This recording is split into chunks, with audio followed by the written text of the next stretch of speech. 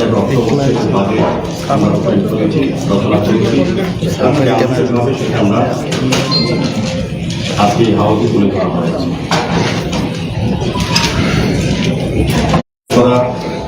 প্রাথমিক আগরতলা হিসেবে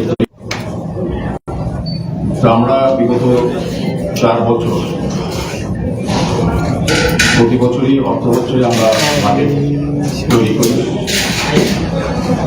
আগরতলা শহরবাসী যেটা এইবারই প্রথম আমরা চালু করেছি।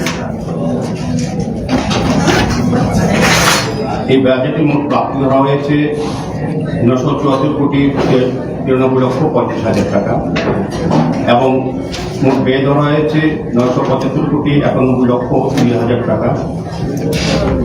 এই বাজেট শুধু একটি দলিল বা পুস্তক নয়, এটি একটি রূপান্তরমূলক রোডম্যাপ যা আগরতলাকে একটি আধুনিক, টেকসই এবং নাগরিক শহরে পরিণত করতে পারে। এই বাজেটে আমরা অবকাঠামো উন্নয়ন এবং মূলধনিক ব্যয়ের উপর সর্বোচ্চ গুরুত্ব দিয়েছি।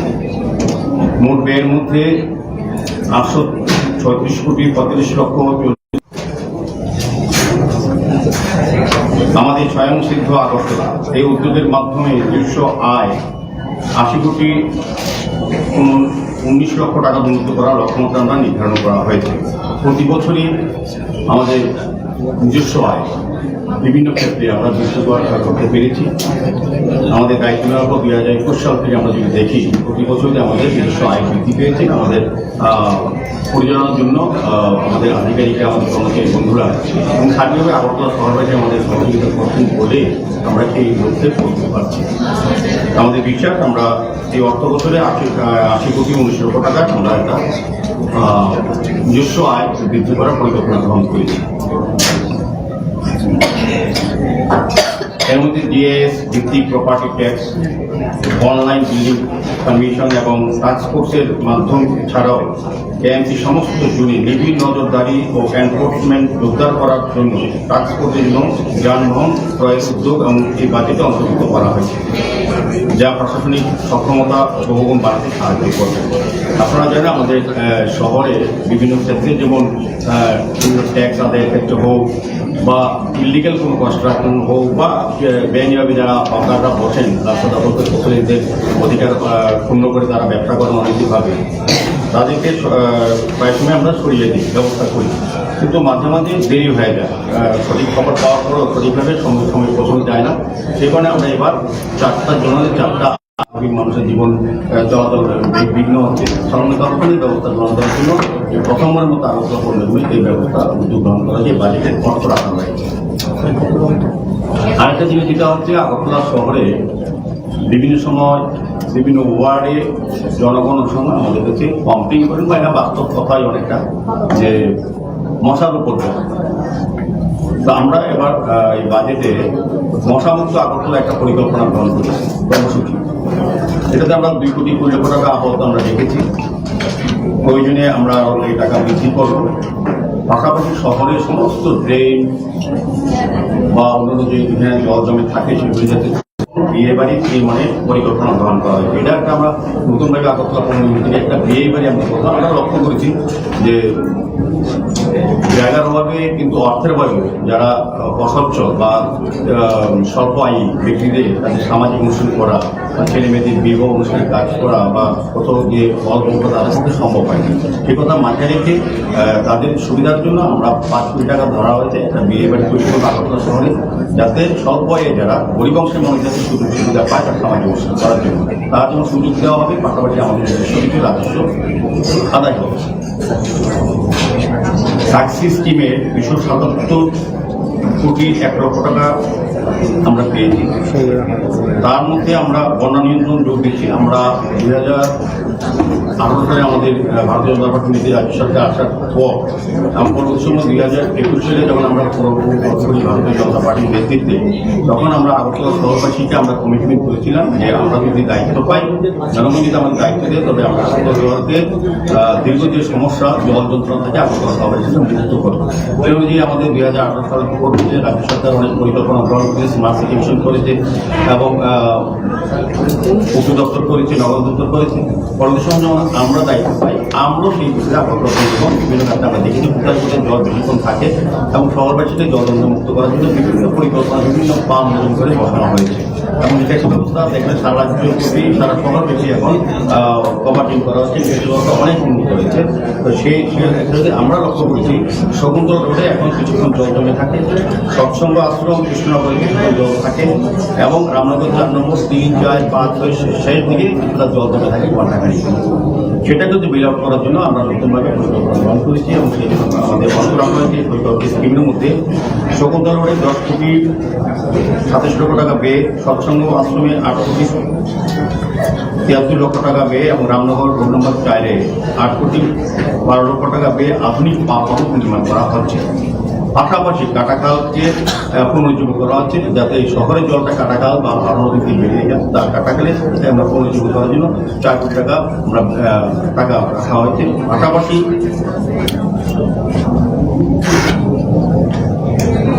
বিক্রম সাগর, ডিম সাগর এবং ফুল বাগান কালীবাড়ি পন্ডের বিউটিফিকেশন করা, শহরের পরিবেশ সৌন্দর্য বৃদ্ধি করা, এই কাজগুলি আমরা করব। এটার মধ্যে অর্থ রাখা হয়েছে।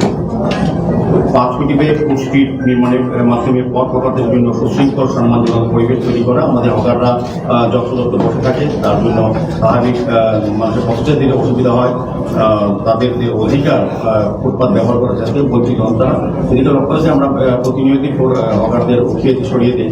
তারপর কিছু কিছু হকার থাকেন, তবে তারা যেহেতু গরিব অংশের মানুষ, আমাদের সরকার যেহেতু গরিবদের মধ্যে তারা মানবিক, এই দৃষ্টিভঙ্গি নিয়ে আমরাও চেষ্টা করবো যে আমরা এই টাকা রেখেছি যে হকারদের নির্দিষ্ট জায়গায় সরিয়ে দিয়ে তাদের যাতে ব্যবস্থা করা যায়, এই ধরনের ব্যবস্থা আমরা রেখেছি। তাছাড়া এই প্রকল্প অধীনে 9টি ওয়ার্ড অফিস আমরা নতুনভাবে নির্মাণ করবো। আমরা আগেও অনেকগুলি অফিস, আমরা 19টি অফিস অলরেডি আমরা করেছি। আমরা প্রথমেই যখন দায়িত্ব নিই আমরা দেখি যে ওয়ার্ড অফিসের মাধ্যমে ওই এলাকার ওয়ার্ডে নাগরিকদের পরিষেবা প্রদান করা হবে, সেই অফিসটি বামফ্রন্টের জামানায় কোথাও কোনো জায়গাতে ভালো ছিল না, কাজটার মতো পরিবেশ ছিল না। মানুষ এসে ওয়ার্ড অফিস করা অর্থ হচ্ছে ওই ওয়ার্ডের নাগরিকরা তাদের সমস্যা, তাদের অভিযোগ লিপিবদ্ধ করতে পারবে, সমস্যা সমাধানের জন্য আধিকারিক কাছে পেয়ে বা কর্পোরেটরকে পেয়ে কাজগুলি করাবে। সেই ব্যবস্থাপনা আগে ছিল না। আমরা আসার পর আমরা করছি না, আগে মানুষকে যদি সঠিক পরিষেবা দিতে প্রদান করতে হয় তবে ওয়ার্ডগুলি উন্নতি করা হবে এবং সেখানে ট্যাক্স কালেকশন করা আধুনিক ওয়ার্ড অফিস আমরা কিন্তু প্রতি জায়গায় করার চেষ্টা করছি। আগামী এই বাজেটে আরো 9টি নতুন ওয়ার্ড অফিস আমরা তৈরি করব এবং এ করব 9টি ওয়ার্ড অফিস, সিসি রোড, বিভিন্ন ওয়ার্ডে রিটেনিং ওয়াল এবং ড্রেন এবং পুকুরের উন্নয়ন। আমরা আপনারা লক্ষ্য রাখবেন আগরতলা শহরের পরিত্যক্ত পুকুর অধিকাংশ আমরা কিন্তু পুনরুদ্ধার করেছি, পুনঃসংস্কার করেছি এবং মানুষের যাতে ব্যবহার করতে হবে সেইভাবে আমরা তৈরি করেছি। রাস্তা তৈরি করা, বিউটিফিকেশন করা হয়েছে, আলোর ব্যবস্থা করা হয়েছে, এই পুকুরগুলিকে পুনরুদ্ধার করা হয়েছে, পরিবেশও এখন সুন্দর হয়েছে। সেক্ষেত্রে আমরা নতুন আর কিছু পুকুর যেগুলি এখন পরিত্যক্ত আছে, মানুষ ব্যবহার করতে পারেন সামাজিক বা মানবিক কারণেও, আমরা সেগুলি সংস্কার করে মানুষকে তুলে দেবো। এই ব্যবস্থা এই বাজেটের মধ্যে ধরা আছে। তাছাড়া 108 কোটি 14 লক্ষ টাকা ব্যয়ের মাধ্যমে বিভিন্ন ওয়ার্ডে বড় প্রকল্প বাস্তবায়ন করা হয়, যার মধ্যে রয়েছে 20 কোটি টাকার মধ্যে মাল্টি স্টোরেজ মল, পার্কিং কমপ্লেক্স, 12 কোটির মধ্যে নেতাজি সুভাষ প্লেগ্রাউন্ড আমরা ডেভেলপ করবো, 10 কোটি টাকা ফুটপাথ উন্নয়ন করবো, বটতলাতে মনস্ট্যান্ড ফুটপাথ আমরা 10 কোটি টাকা খরচা করে তৈরি করবো এবং 18 কোটি 58 লক্ষ টাকার ব্যয়ে রামনগর বটতলী এলাকার সিসি রোড এবং আরসিসি ড্রেন নির্মাণ করার পরিকল্পনা গ্রহণ করা হয়েছে। বাণিজ্য জীবিকা উন্নয়নের জন্য মিউনিসিপ্যাল বন্ড, আপনারা জানেন এই প্রথম আমরা উত্তর পূর্বাঞ্চলে একটা মিউনিসিপ্যাল কর্পোরেশন জেলা আগরতলা এই প্রথম ইতিহাসে যে আমরা 100 কোটি টাকা বন্ড আমরা ছাড়ব। এই আদায় কিন্তু 100 কোটি টাকা থেকে আমরা 4টি বাজারকে আধুনিক বাজার হিসেবে আমরা তৈরি করব। সেগুলি দুর্গাপুরি বাজার, লেকচুমনি বাজার, জিবি বাজার এবং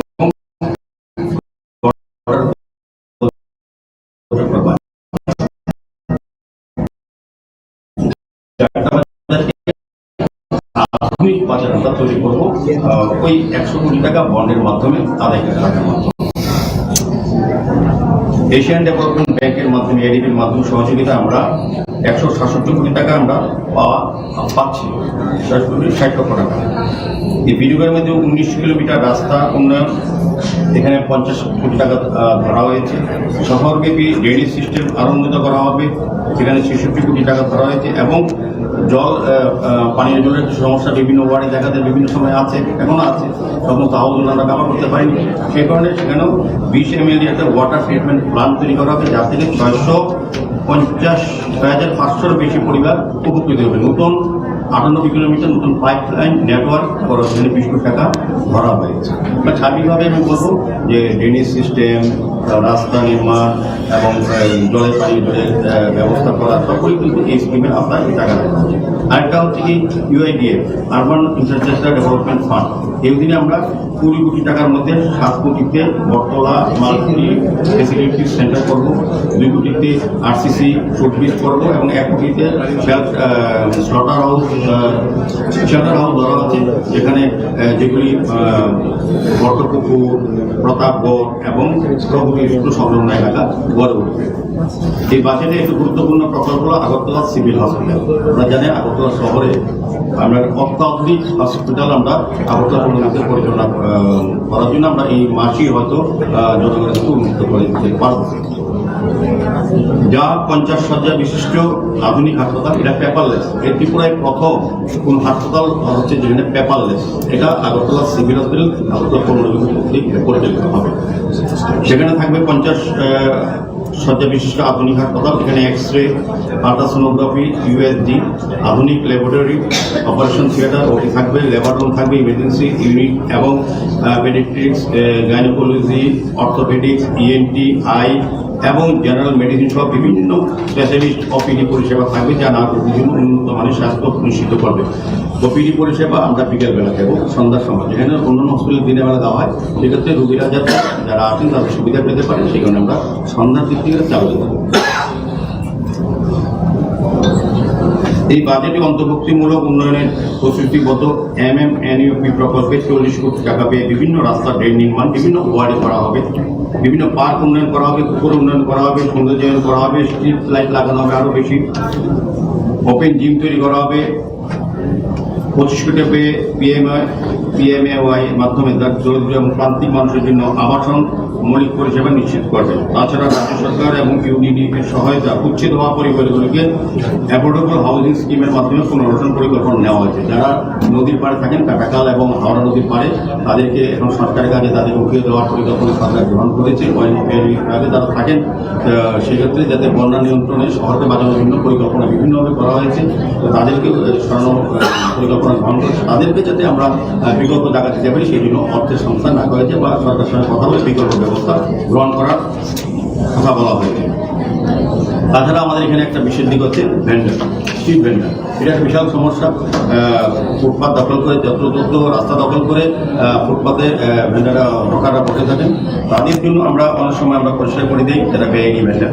তো যাই হোক, ভেন্ডারদের জন্য আমরা বিকল্প একটা ভ্যান্ডিং রুম তৈরি করার পরিকল্পনা রাখা হয়েছে, যাতে ওই গরিব অংশের মানুষরা যাতে, যেহেতু আমাদের সরকার গরিব কল্যাণে কাজ করে এবং মানবিক সরকার, সেক্ষেত্রে আমরা কিন্তু গরিব অংশের মানুষদের কিছু জায়গা তৈরি করে ভ্যান্ডিং করে তাদেরকে ব্যবসা করার সুযোগ দেওয়া হবে, যাতে যানজট নিয়ন্ত্রণে উদ্দেশ্য জায়গায় বিভিন্ন জায়গায় পার্কিং রুম করা হবে। আগরতলা শহরে যানজট একটা বিশাল বিষয়।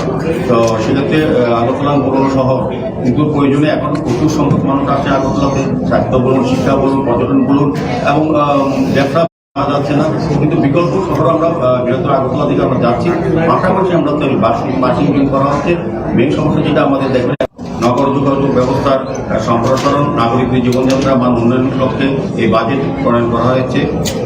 আরও কিছু কিছু বিশেষ দিক আছে আমাদের। আমরা যেমন স্টিম টয়লেট করবো, আমরা যেটা বলেছি, যেটা প্রধানমন্ত্রী চাইছিলেন, সারা দেশে যে নারীদের সম্বন্ধে রক্ষা হয়, নারীরা যাতে শৌচালয় ব্যবহার করতে পারে নির্দিষ্টভাবে, সেই কারণে আমাদের আগরতলা পৌর নিগম করেন। সার্বিক মুখ্যমন্ত্রীর সহযোগিতায়, কেন্দ্রীয় পরিকল্পনা সহযোগিতায় এবং বিভিন্ন দপ্তরের সহযোগিতায় আমরা আগরতলাতে নতুন আগরতলা করতে সময় দিতে হবে।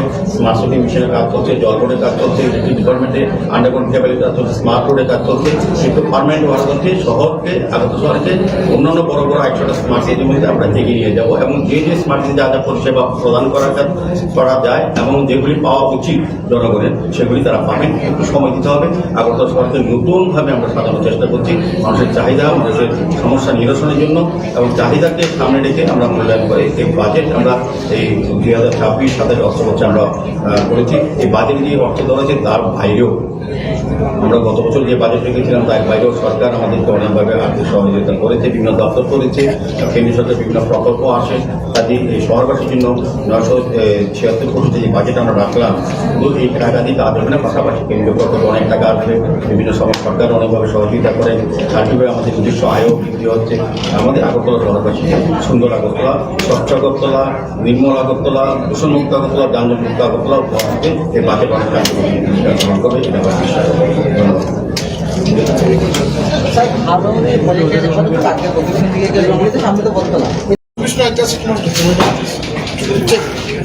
আগরতলা শহরবাসী সার্বিক নাগরিক পরিষেবা আধুনিক বিজ্ঞানসম্মতভাবে প্রদান করার ক্ষেত্রে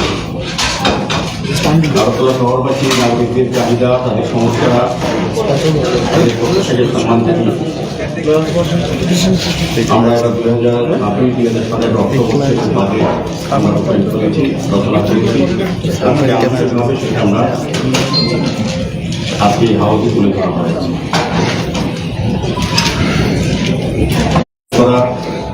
প্রাথমিক আগরতলা হিসেবে আমরা বিগত 4 বছর প্রতি বছরই অর্থবছরে আমরা বাজেট তৈরি করি। আগরতলা শহরবাসী যেটা এইবারই প্রথম আমরা চালু করেছি। এই বাজেটে মোট প্রাপ্তি ধরা হয়েছে 974,93,35,000 টাকা এবং মোট ব্যয় ধরা হয়েছে 975,91,20,000 টাকা। এই বাজেট শুধু একটি দলিল বা পুস্তক নয়, এটি একটি রূপান্তরমূলক রোডম্যাপ যা আগরতলাকে একটি আধুনিক, টেকসই এবং নাগরিক শহরে পরিণত করতে পারে। এই বাজেটে আমরা অবকাঠামো উন্নয়ন এবং মূলধনী ব্যয়ের উপর সর্বোচ্চ গুরুত্ব দিয়েছি। মোট ব্যয়ের মধ্যে 836,35,40,00,000 আমাদের স্বয়ংসিদ্ধ আগরতলা এই উদ্যোগের মাধ্যমে নিজস্ব আয় 80,19,00,000 টাকা উন্নীত করার লক্ষ্যমাত্রা আমরা নির্ধারণ করা হয়েছে। প্রতি বছরই আমাদের নিজস্ব আয় বিভিন্ন ক্ষেত্রে আমরা দৃশ্যকর করতে পেরেছি। আমাদের দায়িত্ব নেওয়ার পর 2021 সাল থেকে আমরা যদি দেখি, প্রতি বছরই আমাদের নিজস্ব আয় বৃদ্ধি পেয়েছে। আমাদের পরিচালনার জন্য আমাদের আধিকারিক, আমাদের কর্মচারী বন্ধুরা এবং সার্বিকভাবে আগরতলা শহরবাসী আমাদের সহযোগিতা করছেন বলে আমরা এই লক্ষ্যে পৌঁছতে পারছি। আমাদের বিশ্বাস আমরা এই অর্থ বছরে 80,19,00,000 টাকা আমরা একটা নিজস্ব আয় বৃদ্ধি করার পরিকল্পনা গ্রহণ করেছি। এর মধ্যে ডিএস ভিত্তিক property tax, online building commission এবং ট্রান্সপোর্টের মাধ্যম ছাড়াও কেএমসি সমস্ত জুনি নিবিড় নজরদারি ও এনফোর্সমেন্ট জোরদার করার জন্য ট্রান্সপোর্টের জন্য যানবাহন ক্রয়ের উদ্যোগ এবং এই বাজেটে অন্তর্ভুক্ত করা হয়েছে, যা প্রশাসনিক সক্ষমতা বহুগুণ বাড়াতে সাহায্য করবে। আপনারা জানেন আমাদের শহরে বিভিন্ন ক্ষেত্রে যেমন ট্যাক্স আদায়ের ক্ষেত্রে হোক বা ইলিগাল কোনো কনস্ট্রাকশন হোক বা বেআইনিভাবে যারা হকাররা বসেন রাস্তা বলতে প্রতিনিধিদের অধিকার ক্ষুণ্ণ করে তারা ব্যবসা করেন অনৈতিকভাবে, তাদেরকে প্রায় সময় আমরা সরিয়ে দিই, ব্যবস্থা করি। কিন্তু মাঝে মাঝে দেরি হয়ে যায়, সঠিক খবর পাওয়ার পরও সঠিকভাবে সময় পৌঁছানো যায় না। সেই কারণে আমরা এবার 4টা জনের 4টা মানুষের জীবন চলাচল বিঘ্ন হচ্ছে। সাধারণ তাৎক্ষণিক ব্যবস্থা গ্রহণ করার জন্য প্রথমবারের মতো আগরতলা পণ্যগুলি এই ব্যবস্থা উদ্যোগ গ্রহণ করা যে বাজেটের অর্থ রাখা হয়েছে। আরেকটা জিনিস যেটা হচ্ছে আগরতলা শহরে বিভিন্ন সময় বিভিন্ন ওয়ার্ডে জনগণ সময় আমাদের কাছে কমপ্লেন করেন বা এটা বাস্তব কথাই অনেকটা যে মশার উপর। তো আমরা এবার এই বাজেটে মশামুক্ত আগরতলা একটা পরিকল্পনা গ্রহণ করেছি, কর্মসূচি। এটাতে আমরা 2 কোটি 20 লক্ষ টাকা আপাতত আমরা রেখেছি। প্রয়োজনে আমরা এই টাকা বৃদ্ধি করব। পাশাপাশি শহরের সমস্ত ড্রেন বা অন্যান্য যে যেখানে জল জমে থাকে সেগুলি যাতে বিয়ে বাড়ি নির্মাণের পরিকল্পনা গ্রহণ করা হয়। এটা একটা আমরা নতুনভাবে আগরতলা পৌর থেকে একটা বিয়ে বাড়ি আমরা লক্ষ্য করেছি যে জায়গার অভাবে কিন্তু অর্থের অভাবে যারা অসচ্ছল বা স্বল্প আয়ী ব্যক্তিদের তাদের সামাজিক অনুষ্ঠান করা বা ছেলে মেয়েদের বিবাহ অনুষ্ঠানে কাজ করা বা কোথাও গিয়ে অল্প তাদের সাথে সম্ভব হয়নি। সে কথা মাথায় রেখে তাদের সুবিধার জন্য আমরা 5 কোটি টাকা ধরা হয়েছে একটা বিয়ে বাড়ি তৈরি করবো আগরতলা শহরে, যাতে স্বল্প আয়ে যারা গরিব অংশের মানুষ যাতে সুযোগ সুবিধা পায় তার সামাজিক অনুষ্ঠান করার জন্য তার জন্য সুযোগ দেওয়া হবে। পাশাপাশি আমাদের কিছু রাজস্ব আদায় হবে। সাকসি স্কিমে 277 কোটি 1 লক্ষ টাকা আমরা পেয়েছি। তার মধ্যে আমরা বন্যা নিয়ন্ত্রণ যোগ দিচ্ছি। আমরা 2018 সালে আমাদের ভারতীয় জনতা পার্টি নীতি রাজ্য সরকার আসার পর পরবর্তী সময় 2021 সালে যখন আমরা পুরোপুরি ভারতীয় জনতা পার্টির নেতৃত্বে তখন আমরা আগরতলা শহরবাসীকে আমরা কমিটমেন্ট করেছিলাম যে আমরা যদি দায়িত্ব পাই, জনগণ যদি আমাদের দায়িত্ব দেয় তবে আমরা আগরতলা শহরকে দীর্ঘ যে সমস্যা জল যন্ত্রণা থেকে আগরতলা শহরবাসীকে মুক্ত করবো। এই অনুযায়ী আমাদের 2018 সালের পর থেকে রাজ্য সরকার অনেক পরিকল্পনা গ্রহণ করেছে, স্মার্ট সিটি মিশন করেছে এবং উপ দপ্তর করেছে, নগর দপ্তর করেছে। পরবর্তী সময় যখন আমরা দায়িত্ব পাই আমরাও সেই বিষয়ে আগরতলা এবং বিভিন্ন ক্ষেত্রে আমরা দেখেছি কোথায় কোথায় জল বেশিক্ষণ থাকে এবং শহরবাসীকে জল যন্ত্র মুক্ত করার জন্য বিভিন্ন পরিকল্পনা বিভিন্ন পাম্প নতুন করে বসানো হয়েছে এবং নিকাশি ব্যবস্থা এখানে সারা রাজ্য ব্যাপী সারা শহর বেশি এখন কভারিং করা হচ্ছে, নিকাশি ব্যবস্থা অনেক উন্নত হয়েছে। তো সেই ক্ষেত্রে আমরা লক্ষ্য করেছি শকুন্তলা রোডে এখন কিছুক্ষণ জল জমে থাকে, সৎসঙ্গ আশ্রম কৃষ্ণনগরে কিছুক্ষণ জল থাকে এবং রামনগর 4 নম্বর 3, 4, 5, 6 শেষ দিকে কিছুটা জল জমে থাকে ঘন্টাখানি। সেটা কিন্তু বিল আউট করার জন্য আমরা নতুনভাবে পরিকল্পনা গ্রহণ করেছি এবং সেই জন্য আমাদের বন্ধ রাখা হয়েছে পরিকল্পিত স্কিম